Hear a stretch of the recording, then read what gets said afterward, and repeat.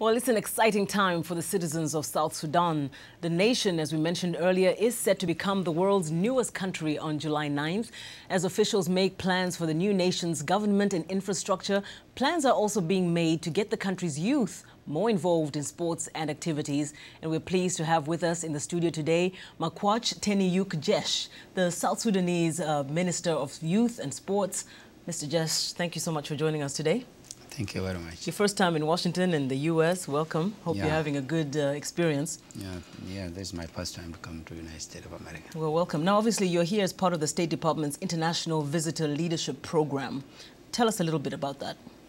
Yeah, I came here on the 21st, and we had a program of International Visitor Leadership Program on sport management.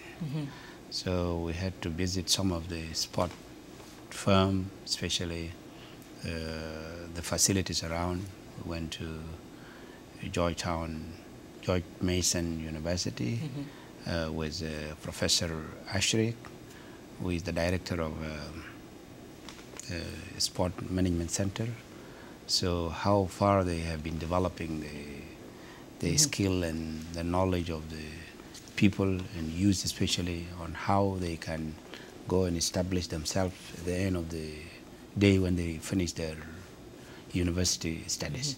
And of course, the point for you is to see how you can use this discipline the way sports is being used over here to take it back to South Sudan to implement the same kind of strategies. Now, this particular sports program focuses on all the sports, but in particular, basketball, which of course has been popularized by Manute Bol, the late Manute Bol.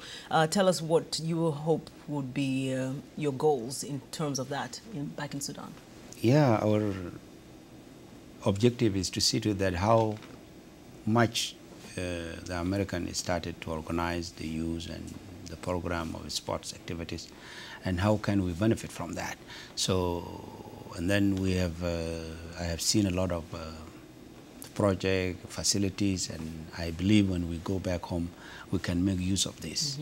And the intention is to see to that we have to start somewhere, being a new nation.